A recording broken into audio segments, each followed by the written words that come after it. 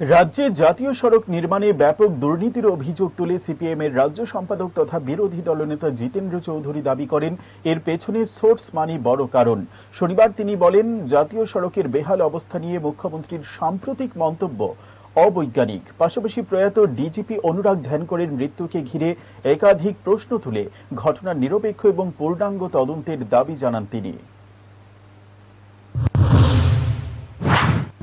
হাজার হাজার ভুক্তভোগী মানুষ কিভাবে এই জাতীয় সড়কে প্রতিদিন হয়রান হচ্ছেন অন্তত প্রত্যক্ষ করার সুযোগ হয়েছে।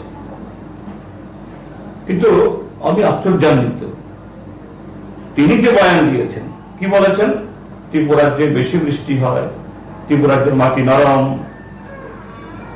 এই কারণে নাকি সরকার এই রাস্তা দিচ্ছে না। অদ্ভুত। ডাক্তার মানিক সাহা তিনি ইঞ্জিনিয়ার নন, প্রকৌশলী নন, কিন্তু ডাক্তার, বিজ্ঞানের ছাত্র।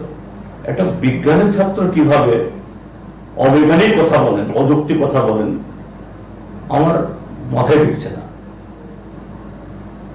তো তারাই তো বলেন, এবং প্রধানমন্ত্রী বলেন খুব গর্ব করে, ভারতবর্ষের সড়ক নির্মাণে নাকি যে মহাকাশ স্পেস টেকনোলজিকে ব্যবহার করে সার্ভে হয়, মনিটরিং হয়, এই নাকি স্পেস টেকনোলজির সার্ভে, তার মনিটরিং। এবং সেক্ষেত্রেতে মিস্টার কিরণ গিত্তে, তিনি মুখ্যমন্ত্রীর দপ্তরের সচিব, এখন পূর্ত দপ্তরের সচিব।